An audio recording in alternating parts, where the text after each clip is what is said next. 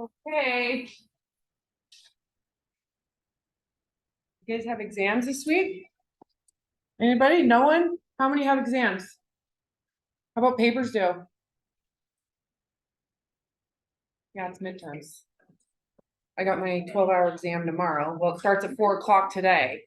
And it goes all the way until Friday morning.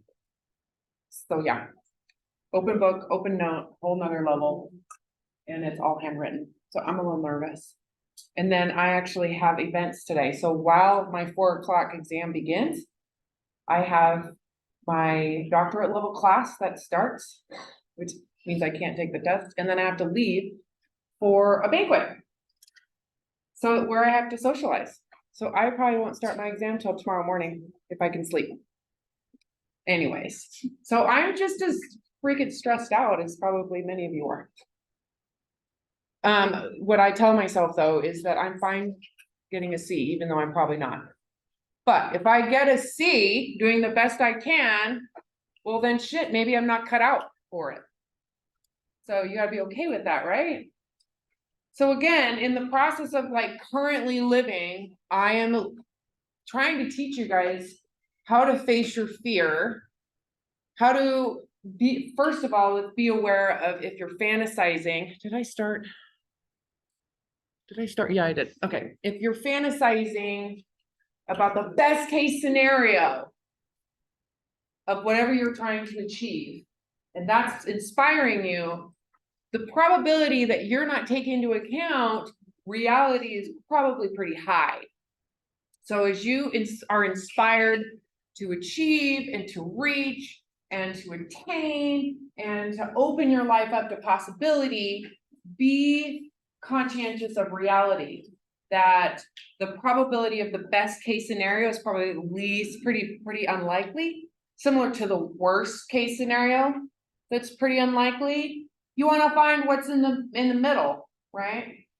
So going through an acceptance process of the worst case scenario can often bring you back into reality, into, okay, well, what's more probable? But if you're trying to go into, again, the best case scenario, you're not really preparing for reality. And what happens if you're seeking the best case scenario is then reality feels like shit, feels like crap, right? And it's hard to adjust and adapt if you're criticizing reality rather than being open to it, right? So the goal with kind of a cognitive behavioral approach is to be prepared and try to stay in the truth and in reality and adapt, adjust, make the choice. Do I want to work hard to change this? Is working hard going to change it?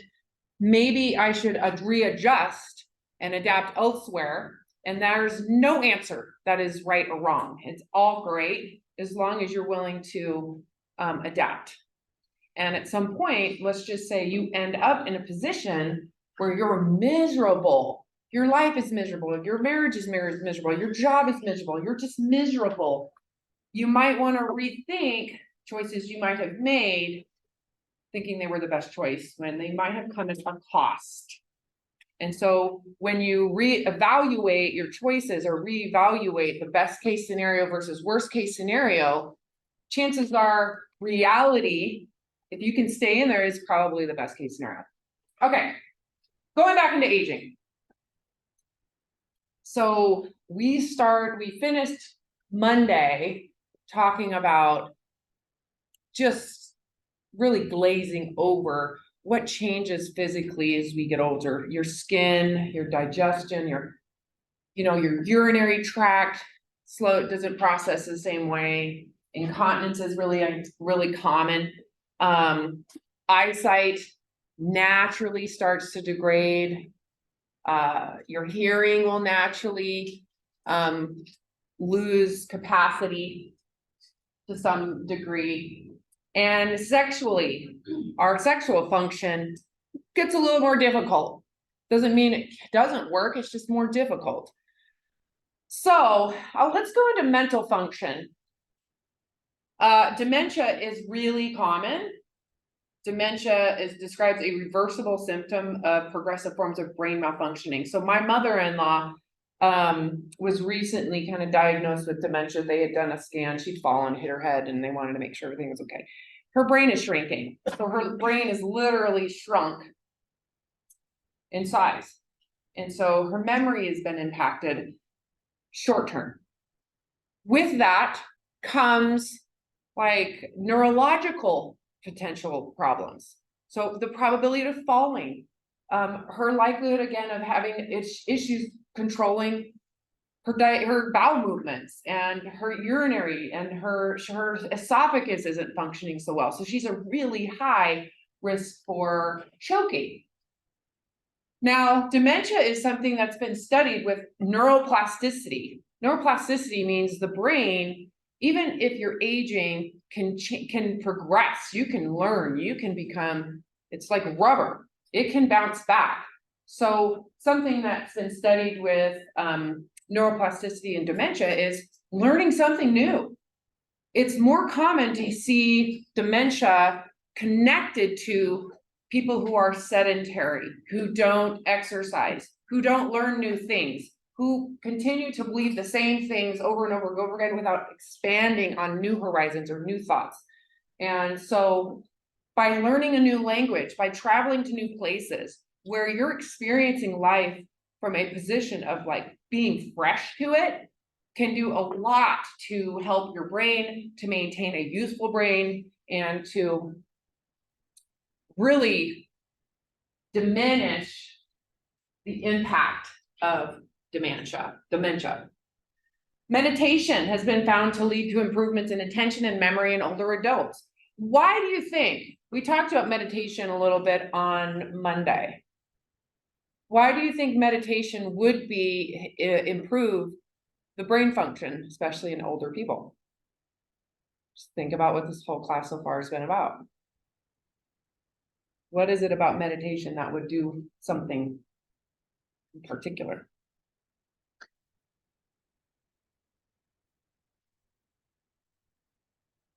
Anybody have a guess? No one? I'm going to stay awkwardly silent.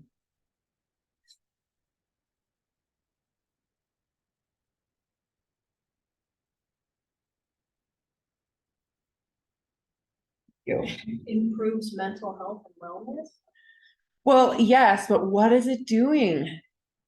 Is it ease, fight or flight, or survival brain? Could it help someone be more present in reality without the impulse to control it, deny it, right? The meditation is a big part of calming the whole central nervous system. So especially for people who might have spent a lifetime in, like, let's say, fight or flight on some level, that's more higher, a higher level, meditation would be hugely beneficial to calm the whole central nervous system and allow oxygen to go to different areas of the brain. So meditation isn't just good for older adults, it's good for everybody, okay? Alzheimer's is a real progressed form of dementia, is a disease affecting 1 out of 10 people over the age of 65. My grandmother had Alzheimer's. My mom, who had brain cancer, ultimately had early onset Alzheimer's that they think was triggered by the radiation. Ultimately, she probably would have had it anyways. That means I might be susceptible to it. But the fact that I'm 46 and going back to school and doing all the things, I'm hoping to not have that come out. Anybody here have experience with someone in their family with Alzheimer's? Would you mind telling us about it? Like, it's my stepdad's mom has it. And like I know she came out to visit my family like a few weeks ago in North Carolina. And they were like, she forgot how like food, it was supposed to go in the fridge. She can't shower on her own. right. She like would forget that she was like people having a conversation. She's like, who are you? Right. So yeah. It's hard. But then her husband is like kind of in denial and was like, well, I can do everything that she needs. Like she doesn't need to go to like a facility. Yeah. Did he ever get frustrated with her? He just ignores her. I got it. But, Yeah. I thought it was interesting you said the radiation because she had cancer. And then after she like was cancer free, then she was diagnosed with Alzheimer's. Yeah, well, radiation, you kind of have to have some issues for radiation to promote what is already there. Yeah. How about for you? Yeah, same thing. So, my grandmother passed away, but she had Alzheimer's and she ended up being in a home, but she was a breast cancer survivor. And so then it just got so bad to the point where they lived in like a rural small town that they had to move so she could go be in a Right. facility. And then my dad actually has early onset Alzheimer's too. Oh, it's really rough. Anybody experience sundowners? Have you heard of sundowners? So part of dementia and Alzheimer's is sometimes it's a nighttime agitation called sundowners. It's basically when the sun goes down, agitation goes up. My mom and my grandma both had sundowners.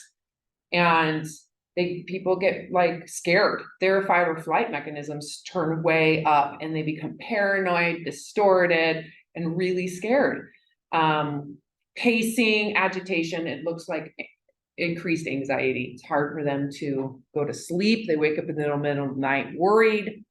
So it's brain damage. It's rough.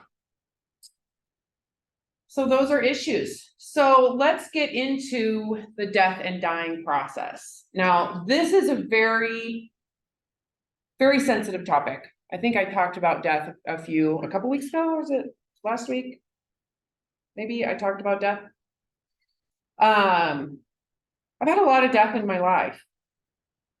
The earliest I can remember is when my grandmother dying, but I didn't have a tight relationship. And then when I got into college, my older sister's best friend died. She was a freshman in college, was driving home, I think from U of I to rural Washington, took a left turn, didn't check semi-hit car, she died. And that was devastating because this was someone I grew up with. One of my best friends growing up, her father used to do backcountry flying, and he had a job where he, it was when they were, never mind, I don't have to tell you what he did, but he got in a plane crash and died my freshman year. So my best friend's father died of a plane crash. At Boise State, played volleyball. My senior year, a freshman came in. She set for us, and her junior year, she died in a car accident. I mean, if you haven't experienced death, you are going to, because it's a natural part of life. Not enough people talk about it. Not enough people prepare you for it. Not enough people talk about your own fear and your own sense of what death might be like for yourself. It's scary, right? I know I was very scared of death up until I decided it was going to be a good thing for me, but extremely scared of it. It wasn't fun to talk about. I don't want to hear about it. It's something I stayed distant from. I remember seeing my grandmother because she had an open casket, and it was very bizarre. I didn't make sense of it. I think I might have been 12 at the time. So we're going to talk about this process, what it would be like to find out you're dying actively. How would you feel about that? If there was a moment in awareness, let's just say you get hit by a car and you're actively dying and no one's there.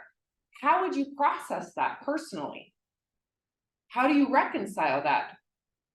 That the body you're in currently is no longer functioning and sustaining consciousness for you. And it might never come back, meaning this is the end of your relationship with this body, your relationship with the consciousness this body's providing you. How would that feel? How would you end that? I would highly encourage all of you to think about it. It allows you to be present in your current life with this body, what it's doing for you. So there are things you can do to prepare if you know you're going to die, which we all are, so let's just get that out there in the open, you should know you're gonna die. But if you have the chance to prepare for it, so there's a few things you can do legally to prepare. I think another private ones who are seriously ill or dying are called advance directives. These are official documents that state your wishes for medical care in an emergency and at the end of life. These include a healthcare power of attorney, a living will, and a DNR, or do not resuscitate order. Healthcare powers of attorney, often called durable powers of attorney, are, again, an advanced care directive. They're legal documents that express your wishes, but also designate a specific person who will speak for you if you are not able to speak for yourself. The living will is really a document that details what kind of care you want to receive. And it would be used in a situation where you are not able to speak for yourself. A do not resuscitate order is a physician's order. It is based on your request and information to your physician. That order is placed in your medical record in the hospital. And it basically tells providers when you don't want life-saving treatments to continue. The time to plan for your long-term care needs is before you actually need them. If you're in good health, that is absolutely the best time to begin thinking about long-term care. It's when you have the most options available to you. It's when you have time to actually think about and plan, talk with your family, decide what you want to do. I think about it as akin to planning for retirement. The earlier and more planning you do for retirement, the better you plan to probably do. So I think it's the same thing. So the legal parts of like, what do you want to happen if something were to, you know, if you didn't have the capacity to talk, blink, you had no consciousness, but could be kept alive by machines. You need to make a decision on if that's something you would like or you would not like. There was a professor I knew who knew another professor. Okay, so that got in a terrible accident, had not had oxygen for 15 minutes or so. And he was resuscitated and brought back, but with extreme impairment. And the area of the brain that was really impaired was memory. So every 15 seconds to 30 seconds or some very short period of time, it's kind of restarted. So he would have to be told all day long, every day, what was happening, why was he here, who's he with, what's going on for the rest of his life, right? Had there been some type of like, if I'm brain dead or if I have major impairment, I don't want to be resuscitated. It's hard to know your future, but you can have some direction in there. So going online and filling out these medical forms, which you can find for free, are available to you. So that's something to consider. I know for me, for my mom, we can talk about my mom. For example, she is in a right to die state in Washington. And in order to do that, you have to have a terminal illness that they can verify it's terminal, which she did. You have to be of sound mind, right? And there have to be doctors present and a team of people to say, yeah, this person is dying. They're right, then they are signing the right to die and the ability to decide when she dies. Very similarly to when an animal is suffering, we know they're going to die, how you can gently speed the process up by putting them down. Had my mom been more, and my father at the time, been more proactive about it, they would have filled out that paperwork, because the last part of her life was pretty crummy.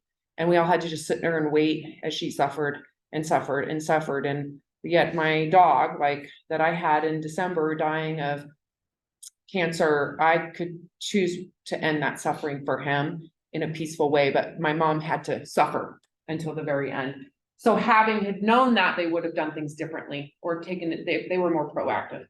Okay, so living will, let's go through this quickly, spells out medical treatment you would and would not want to be used to keep you alive, as well as your preferences for other medical decisions such as pain management or organ donation. So if you have a feeling about what you would like done, you fill out that paperwork. I'm a donor, and what would you like done with your body if you donate it? Like if I donate my body, sometimes my sisters were making fun of me because they're like, you don't have a choice in what they do with your body. There's like investigations where they watch how it decomposes in different environments. I'm like, great.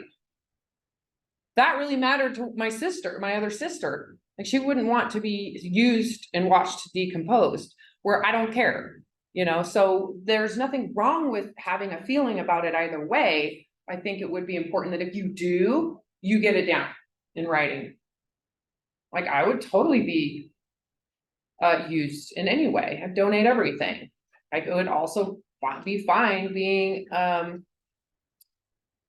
studied in a basement where they use my body as surgical practice. I mean, I don't care, but that's me. How important it is you to be independent and self-sufficient, and what would make your life not worth living? You want to know where that is, where that point is for you.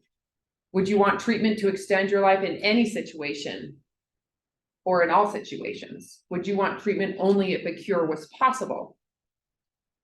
Those are things you can choose. Do you want to be resuscitated if you were, like my mom had a DNR too. At some point, let me die. But there's circumstances that you might say, I want to be resuscitated. In certain circumstances, I don't. So again, if you have a feeling about it, you can actually put this down on paper today and it be honored. Okay. An advance directive. This is a legal instruction regarding your preferences for medical care if you are unable to make your decisions for yourself. So if you're unconscious. And who would you want to be that person to make those decisions for you? Like I would want my husband to, but if my husband is no longer available, who's going to take care of me? It'll have to be my 22-year-old daughter. Like, or would I rather my in-laws take that over so that she can do what she needs to do to grieve? Does that make sense? Like, how would I want this to be? And at some point, let's just say my in-laws pass away and all I have left are my children, how I want them and who and what and how I want it played out. I have freedom to make that choice, which is why the woman in the video was saying the best time to do this is when you're actually healthy, when you're of sound mind. Let's see here. Advance directive. By planning ahead, you can get the medical care you want, avoid unnecessary suffering, and relieve caregivers of decision-making burdens during moments of crisis or grief. Those are things to think about. And you can also help reduce confusion and disagreement about the choices you would want people to make on your behalf. Power of attorney. And medical or healthcare power of attorney is a type of advance directive in which you name a person to make decisions for you when you aren't able to do so. So this is what I was talking about. Who is my power of attorney? You'd want to put that down. In some states, this directive may be also called a durable power of attorney. Okay, so let's move on. Defining what death is. The permanent ending of all vital functions. And there are stages of how this occurs physically. Brain death is the irreversible cessation of all functions of the entire brain stem, meaning with your brain, outside of, well, the brain stem is really important. I know, like with how my mother died, is the brain expanded with the growth of the cancer, and then it ultimately pressed on the brain stem, which made it so that her heart would stop beating, right? The brain stem is really important. So if your brain stem there's no brain function up above it. So that's brain death. No thinking, no processing. Okay, so we're going to talk about the stages of death from an elderly person's vantage point. So let's say you make it for most of your life. This is kind of how this might be work. Dying has become more complicated than it ever has before in history. We're really handicapped by the fact that we only have this one word, dying, to actually encompass what can be, especially in modern life, a very long process. So I've learned to break this down into 5 stages. The first is what I call fragility. It's the point where the parent transits from vigorous young old age into old age. And the watchword here is that when it comes to medical inventions, less can often be more. The second stage in the process of the end of life, I call decline. It's the point where a parent may start to lose abilities and strengths. At this point, it's very important to become proactive. Postpone disability, but not death. The third stage is disability. At this stage, no matter how much physical therapy you've done, the parent starts needing more and more help with just the activities of daily living. This creates a revolution in the family and complete changes in the family hierarchy and relationships in a way that is a complete reversal of the role from when you were young. The fourth stage is what I call failing health. In other words, you have a gut sense that death is on the way. It could be months, it could be even a year. Maybe the stair glider has gone. Maybe the parent is becoming bedridden. The work at this stage is not to try to do anything to physically improve the health of the loved one, other than keeping them comfortable, making sure they're not in pain. The work here is really psychological and sacred. The fifth stage is what the hospice workers call active dying. Dying is coming within hours, perhaps within days, and certainly within weeks. At this point, doctors and nurses can be incredibly helpful in ministering to the needs of both the dying and the family, reassuring them about what death is going to actually look like. I think it's very important for anyone watching this video or reading this book or just thinking about this and talking about this with their friends to realize that all you can really do at the very end is surrender control, express your love, and let go.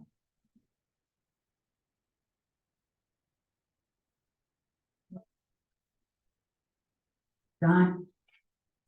So, yeah, I have a story. My mother-in-law who has dementia, she just turned 80.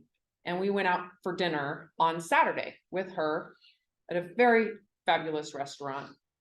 And my mother-in-law is very energetic, very fun, a lovely human being, loves a good party. However, she is going through dementia. She has a hard time, keeping her balance. She has a hard time with her bowels, and she definitely has issues swallowing, which could be tinctures, like a stricture in there, could be neurological. We don't really understand why. So we're eating at this lovely restaurant, and she can't quite get some food down. This has happened before. She can breathe, but it's stuck here. And so the whole esophagus, her mouth waters incessantly. She's coughing incessantly. And so I take her to the bathroom, and I am trying to give her water to either one, make her choke to get it out one way or to get it down the other way. We were in there for 15 minutes, helping get the saliva out, trying to get her to puke. It almost ruined the whole night. At some point, it moved down the esophagus and she could move on, and it was very quickly. This is a disability. She's at the stage of disability. She cannot travel alone. Every time she eats, there's a risk of her not being able to fully swallow. Even though she is still has so much energy and vigor for life, she now needs constant care.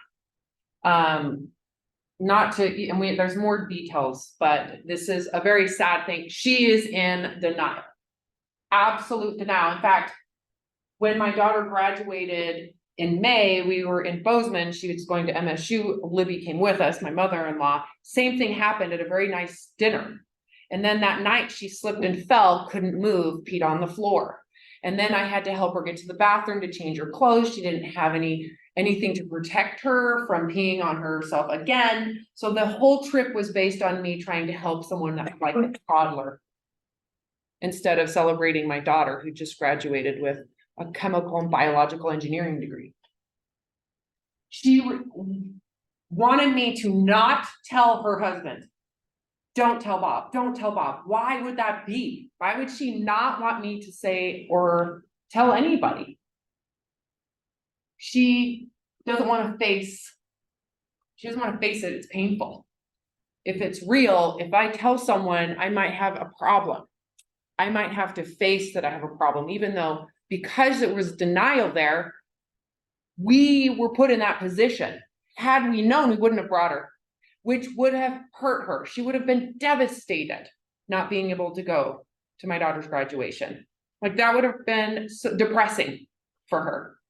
So she's stuck in this position of denial because the truth is depressing for her. It means that she can't, again, this high energetic, vivacious person who loves life, doesn't want to leave, doesn't want to ever leave, is now having to retreat. And so denial is a big problem with the death and dying process.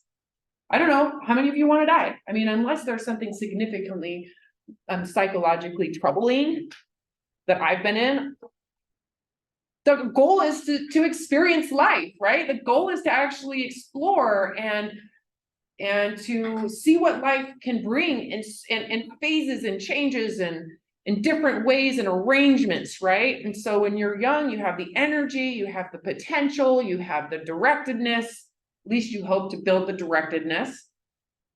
So I don't think there's anything wrong with being in denial, especially if you don't want to go. You're not ready to go. So it feels like, not me, this must be a mistake. It's the first thing my mother-in-law said when they said, your brain is shrinking. Why me? This is unfair. So the space between denial and anger here on this grief cycle is no, and then let's fight, I'm pissed. This is actually a way to try to change the situation. Why would someone be angry? What's the anger going to do? It is a way to try to manipulate the situation in your mind. There must be something that can be done, or it's trying to place blame so that if it's someone else's fault or if something out there is at fault, then it can be fixed, right? Bargaining. If I'm allowed to live, I promise, right? A lot of people really connect with God at this point because they don't want to go and they're trying to scratch at the surface to prevent the end from occurring. And then depression sets in, which is truly the grief of the loss, where you actually are recognizing the reality that there is loss here. This is a very, I would say, yeah, helpless, hostility, fight. You can go from here back to here. You can go all over the place. Bargain. So this is an exact thing, right? Bargaining and anger kind of go together, which means you're in somewhat denial, right? And then at some point there's acceptance. And what we've talked about with acceptance is there is a humility involved with acceptance, right? There's also a freedom involved with acceptance. So the ultimate goal when there is a situation that feels like death, whether it be the death of a relationship, the death of an identity, a sense of self that might be dying, this is part of the process, or at least what's been theorized. This woman, I think she is a hospice worker who has seen many people go through this process. She's going to talk about it.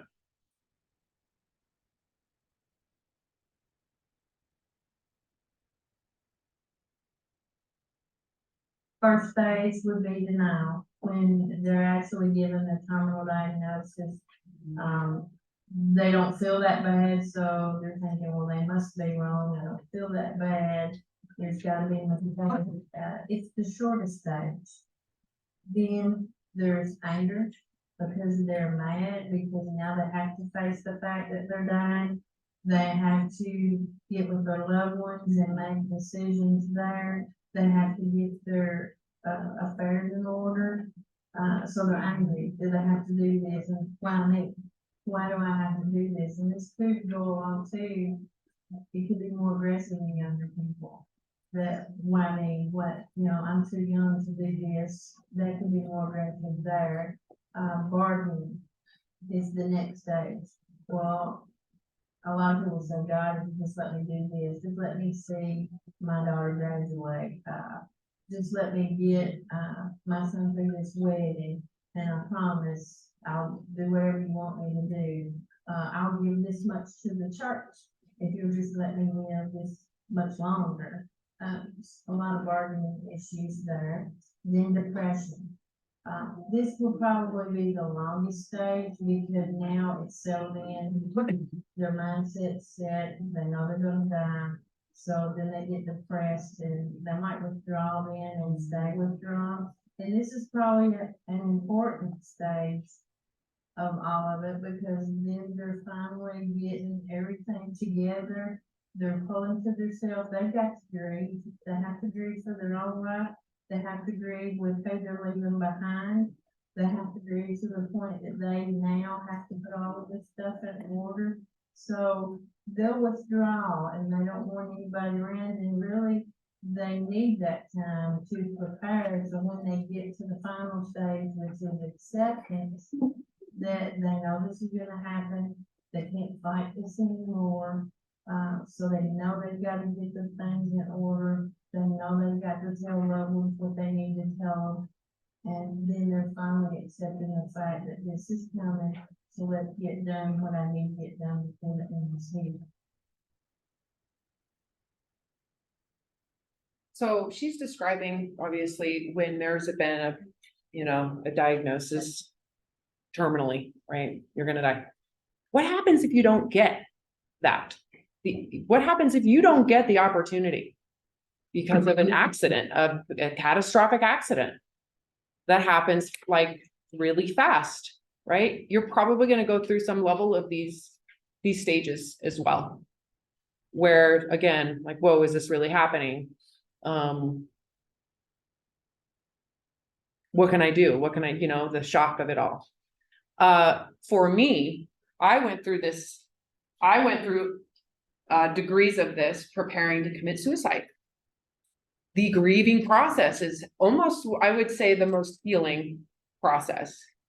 I don't know if I would call it depression, but it's grieving loss. And friends I've had who've been through divorce, they feel the same loss because it's a death. You can say a symbolic death of a partnership or a relationship. It doesn't have to be physical death. It can be the death of an identity, like I said previously, death of relationship, any type of end. Let's say you have a boyfriend or girlfriend or someone that you envisioned your life being with, and it comes to an end. That ending is going to come with denial, bargaining, anger, right? You might go around and around all of those emotions until you get to a place where you finally can accept it. And in between, let's say bargaining, anger, denial, and acceptance is a lot of dysfunction, a lot of anger, a lot of fighting, maybe a lot of things you might regret in a relationship. If you could know the truth up front or accept the truth up front, the process is much different. It's a little bit easier, right? So I know for me, facing my mortality and recognizing I was willing for that to happen and actually open for it to happen. I didn't know I went through this until my brother-in-law died of brain cancer, and he was terminal, and hospice came in and they had set up a room for him in my mother-in-law's living room because it was easy to access for everybody. He's a very social guy. He was at the time 33. And they brought all this pamphlets about the dying process, and I'm reading through this pamphlet going, oh yeah, I did that, I did that, I did that. Holy shit, I went through that whole process, not really intellectually understanding what it was. But it is a very important process in any death and symbolic form of death. So I want you to think about it. If you were dying, who would you have the hardest time leaving? Is there any one person in particular that you would struggle leaving? Something for you to contemplate. For me, it would be my children. Of course, my husband, but I know he would recover. Maybe he wouldn't, I don't know. I want you to consider that in your own mind. Who are the people you would actually want to say goodbye to the most? Know who those people are. Go through this in your mind.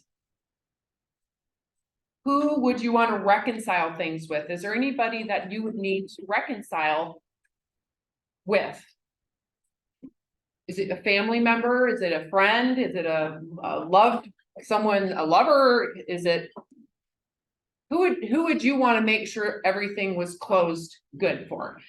In the process of me preparing to die, I remember going through that thought in my mind. How would my family react? What would go on? And I knew my husband would recover. He was 24, 25 at the time. And I actually really put myself into thinking about it and feeling it. And I knew my siblings would recover too. And my dad, I had a great sense that my dad would be just fine. He would be devastated. It would affect him. But I know he would reconcile it. He would recover from it. When it came to my mom, I knew that was not gonna work. I'm gonna pull my shit together right now. I knew she would not recover. And that really affected me. It wasn't because I didn't want to harm her. That wasn't what I got from that awareness. What I got from it was, I didn't know how much I didn't know she loved me that much. It was a very bizarre shift of awareness that I had in that moment. That she loved me that much. She would die to bring me back. She would rather me stay alive as anything than to die the concept she raised me to be. That changed my entire everything moving forward. This came to me in a near-death experience. So all the research I've looked at, I don't know what happened. I came out of that experience with no mental illness, with no issue, with no eating disorder. It was instantaneous shift of my entire psyche and physical being. You could say I was born again. You could say I reincarnated without a new body. I don't know. It's a phenomena. You could say that I went through some hallucination, which might be true too. But facing mortality, facing the dying process, going through a dying process can be transformational. Transformational. Because you are facing your mortality. You are allowing mortality to dictate, to become what it is. That is like going into reality, going into the truth of reality, rather than staying in symbols of what we think it should be, which really come from our survival mechanisms. So what would you want your family members to know? What would you want your loved ones to know? And I knew for me that I would want them to know I love them. That's all I would want them to know. If I knew they knew that I loved them and how much I knew they loved them, I would be okay. And in the case that I became aware and witnessed my mother's response, that was the moment I knew how much she loved me. And I know that's what she would have wanted me to experience and to witness biologically in a physical experience of how much pain she was in, was how much love she had for my existence. And that was the most healing experience I've ever been through. So the process of acceptance is letting go of control and accepting the truth, whatever it might be. So when impending death is faced and fear no longer serves anything. Because if you're at the presence of death, you're at the presence of the end, fear has no value at all. Fear only exists if you are in denial. You don't want it, right? So there is this point at which fear and acceptance kind of marries each other. And it's hugely transformational. And there's been research done on people who've had near-death experiences, how they come out of it, and just massive change of the way their personality is different, right? Their viewpoints change. And they believe it's this mechanism around fear and the willingness to be in that space without defense that is so transformational to the brain and the soul and the spirit.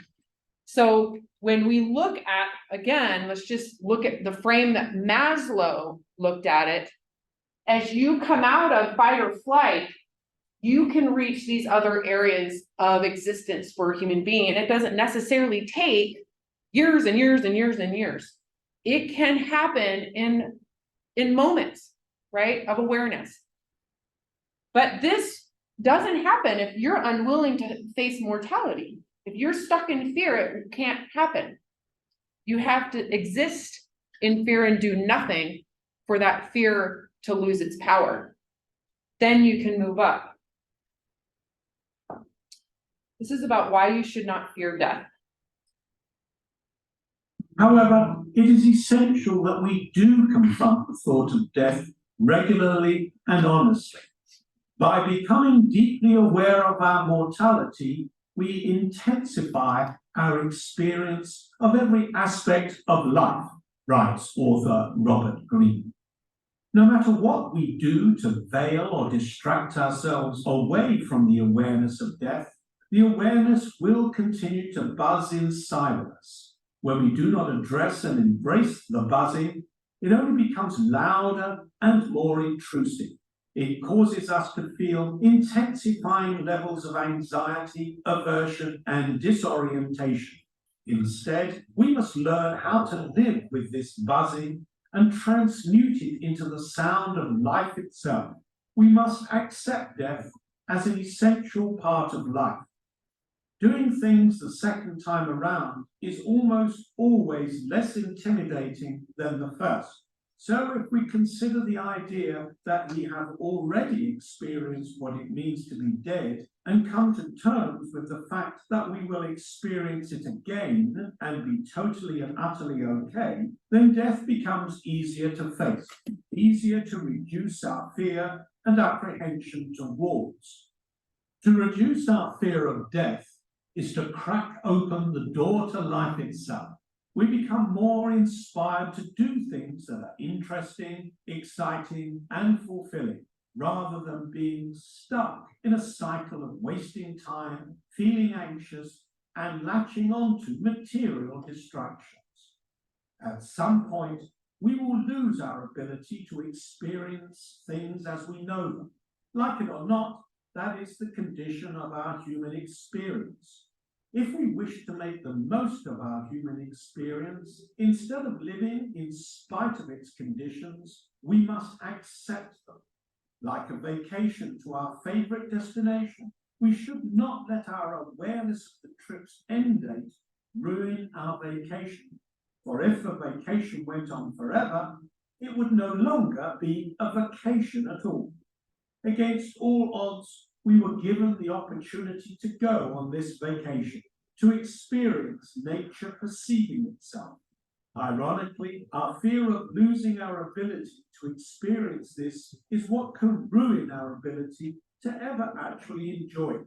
And we mustn't let this happen and squander such a gift. More than death itself, we should fear never overcoming the idea of death while we are alive. We should fear not appreciating life and death for what they are while we can. I think that's a great synopsis.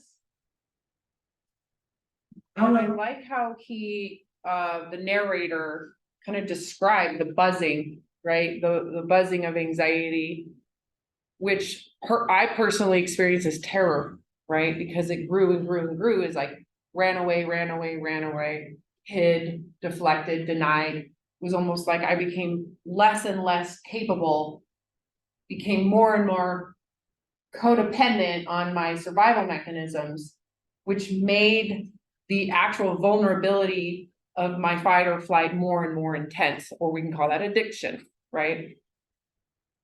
So when you are willing to face your mortality and willing to feel the process, I think, the dying process without dying, it can be, again, transformational. So let's talk about other people's experience. I have my experience of it. But I think that listening to the similarities of other people and the studies of near-death experience for people who have been through the dying process and survived is fascinating, because that to me is more helpful for those of us that are still conscious. That to me is transformational, to hear what they learned in that process and why they are doing it different, giving the opportunity to stay alive. Most near-death experiencers say that they have trouble speaking about it because there just aren't words to describe it, like trying to draw an odor with a crayon. Either the visions they saw, or the feelings they felt, or the entities they encountered, there just aren't words to describe them. A sense of connectedness to other people, to nature, to the universe, to the divine. And that changes how they see everything. It makes them much less invested in things of the physical world: power, prestige, fame, competition. Experiencers almost always say this is the most important thing that's ever happened to me, and nothing else in my life compares. I'm Bruce Grayson. I'm a professor emeritus of psychiatry and neurobehavioral sciences, and I've recently come out with a book called After. Doctor explores what near-death experiences reveal about life and beyond.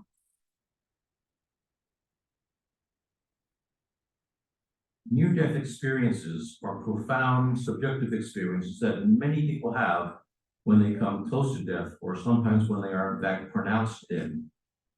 And they include such difficult to explain phenomena as a sense of leaving the physical body, reviewing one's entire life, encountering some other entities that aren't physically present that they sometimes interpret as deities or deceased loved ones. When they return, they often are profoundly changed by this experience. The most common change we hear from near-death experiencers is that they are no longer afraid of death. They describe having existed without their physical bodies, when their physical bodies were essentially dead, and yet they were feeling better than ever. Most near-death experiencers said they are more spiritual, but not more religious. They tend to look on organized religions as being simplifications of what the spiritual world really is. That what's important to them is the interconnections, not the dogma that goes along with it. And they think that the type of deity they encountered, if they did, is not as limited as the God they were taught about in church. It's much bigger than that, much more inclusive. It leads them eventually to the golden rule, which is actually part of every religion we have. Do unto others as you would have them do unto you. But they feel that this is not for them anymore a guideline we're supposed to follow, but a law of nature. The vast majority of near-death experiences that we hear are pleasant, if not outright blissful. That sounds like a wonderful thing to happen, but it can create a lot of problems in your life. I've talked to lots of people who were concerned that their loved one now is not the same person that they married. Lives were based previously on something that they thought they shared that they no longer shared. That can really disrupt the marriage. And there have been reports of a high rate of divorces among near-death experiencers. Furthermore, a lot of the families will say, when a crisis happens, the experience may just take off and go see if they can help, without concern of just leaving the family behind. So they often feel, why do you love other people as much as you love me? I'm your family. It's often very hard for the children of the near-death experience. One fellow I knew was a sergeant in the Marines in Vietnam and was shot in the chest. And during that operation, he had an elaborate near-death experience. When he came back from that, the idea of shooting someone else was totally unthinkable to him. He felt that he was no different from the people he was shooting. They had to eventually leave the Marines, which had been his lifelong goal to be a Marine, and ended up coming back to the States and retraining as a medical technician. And I've heard this again and again and again from police officers and military officers who retrained in social work, medical care, clergy, teaching, so on. Being a psychiatrist, and I've worked with people for about 50 years now, I know how difficult it is to help them make changes in their lives. And here you have an experience that takes place in a matter of seconds or a fraction of a second that totally transforms their attitudes, values, and beliefs, behavior. People have thought about ways of trying to induce an NDE-like experience safely through guided meditation, hypnotherapy, psychedelic drug use, and these attempts have pretty much not been successful. And when I talk with near-death experience about this, they say that one of the most therapeutic things about the experience was the complete lack of control you have. So much of our lives is spent on trying to maintain control of our lives, which is tremendously anxiety-provoking. And in a near-death experience, no matter what happens to you, you are totally out of control. Something else is in control of what's happening to you, and yet you feel better than ever. It often helps people deal with their anxieties, certainly their anxiety about death and dying, which often boils over into other areas of being anxious about other things in life as well. And when they come back, they realize you don't need to be in control all the time, and that giving up control, stop being so obsessional about being in control, makes life much more enjoyable for you. And it may help the rest of us in learning how to make our lives more meaningful and fulfilling. Get smarter, faster with videos from the world's biggest thinkers. And to learn even more from the world, Most new. So he kind of touched on that. What I was trying to explain was like where when fear it becomes powerless, there is and that is the point at which you let go of control, right? That is ultimately a pivotal point in transcending your fight or flight mechanisms controlling you, right? Where you can then develop a choice on if you respond to it or not. It's not as if I don't have fight or flight mechanisms. I just know what they feel like, what they are, and I pick and choose if it's important or not. I'm more willing to be in that vulnerable place, right? I'm more willing to gamble with creativity. Why not try? Figure it out, right? Because that I can experience a degree of fight or flight or fear, but I don't respond to it, right? So it isn't as I'm open to not controlling it. Ultimately, that's where freedom exists in life. So if you can face it and you can let go of your control, that is a point at which you can come out of survival mode and access your intellect, the creativity, the openness, the expansion of life more with far more freedom, mentally, emotionally, psychologically. And this ultimately is the act of courage that it takes to transcend and to move up the map of consciousness. Did I put that in here? Yeah, right here. So ultimately, the pivotal point at which we see mental illness go away And really, the essence of human suffering go away is when you can work yourself up into this more powerful area. Control is more forceful, exhausting.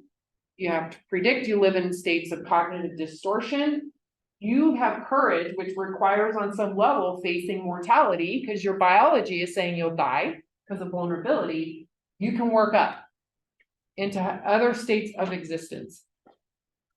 So fear loses its power, life becomes something you want to inhabit fully, right? So one of the things that I've told clients that have significant mental health issues is without facing your mortality, without facing death, it's very difficult to allow yourself to be alive.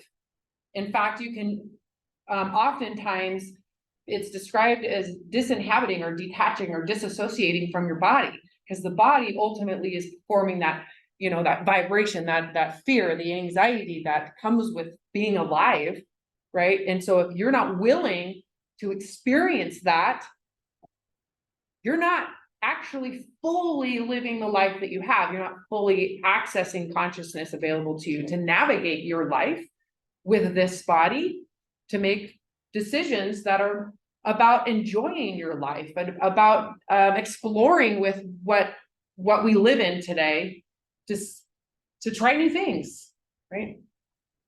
Which, if we look at it from, let's say, the death and dying of an elderly person, the people who explore, the people who are willing to do more, those who meditate, are accessing far more neuroplasticity, right? Continuing to learn, continuing to change, opening their minds. They're more open-minded. They're less likely to have disease, inflammatory problems, given that you have, you know, any power over that. So here's another way to look at it in terms of the map of consciousness. I think I've shown you guys this one.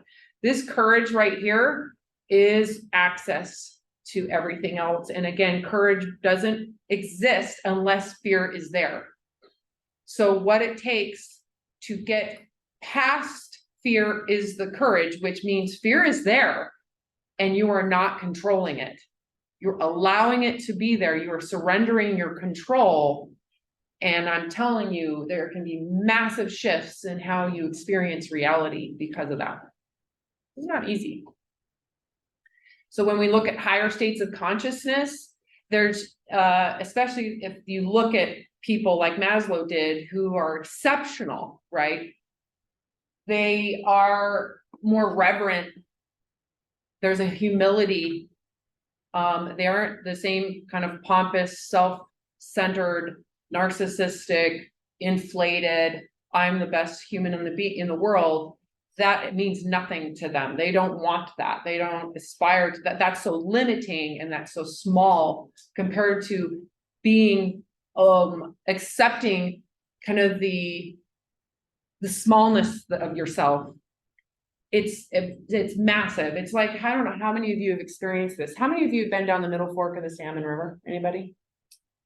Okay, if you ever get a chance, it's amazing. How about, have you ever experienced something where it was massive, so massive, it's like being, I'm talking about the earth, down like in Yellowstone. I think Yellowstone is pretty cool, where you feel so small. Like we're just such a tiny little speck on this freaking planet. There are areas of the earth where you will get that feeling in Idaho. The middle fork of the Salmon is, they only let so many people in there, and it is ancient and it is amazing. And that is a place, if you get the opportunity to go, that you will know what I'm talking about. You feel like a speck of dust, and it is transformational once again, because it means, why would I be so engaged with me when I have this whole reality to explore? That's what they find, right? With people who come out of that fear with courage and can move up into these areas of spiritual expansion to just allow reality to be what it is without having to argue with it, say that it's wrong. What? Oh, we need to hear this one. This is the last one, or almost. Let's see if I can get it. No.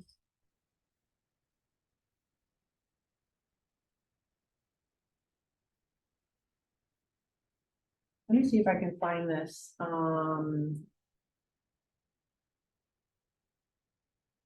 anybody else on there that have that on their screen? Does it say you can't play the video?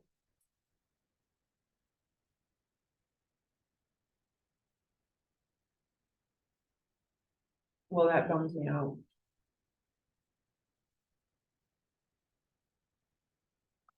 So I want you to contemplate something. How would you feel? I mean, if you were to be in the active process of dying, and this to me is a really incredible meditation, is how you relate to your body.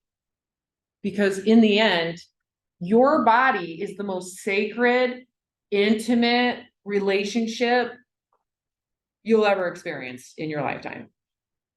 Because this physical body is what is providing you consciousness. It's providing you awareness, sight, all of the textures and the views and the auditory sounds and the physical sensations you experience are provided you, not because you're making it happen, not because you did anything. You were just brought, you were here. It just happened, right? Spontaneous awareness. You're right. A locus point of consciousness that you have, that you didn't do anything at all. It just happened, right?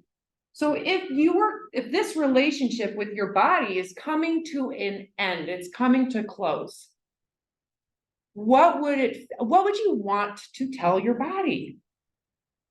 Would you be like, oh, you just weren't tall enough? You're in my life, you weren't tall enough. You know, you had the wrong hair color. How would you feel about it? How different would it be? Would it be drastically different than the way you typically feel about your body today? Would you feel differently given the opportunity? Or, it's not an opportunity. Would you feel different in the moment that you are ending the relationship with the body, that this body provided you and its time is done? What would you want to communicate to the body as if it's conscious? But what would you want to tell it? Would you be grateful? Would you rethink any negativity that you've put on it? Would you demand that it perform to such a high degree just for you to be neutral about it? Right? Would you say it's not good enough unless I can run 5 miles in 30 minutes? Would you do that? You might be more open to its truth, its reality, its potential. Doesn't mean you don't enjoy the feats that it can develop into attaining. But is that what you would require of it, to be thankful, to be grateful, to actually be at peace with it, or even think that it's healthy?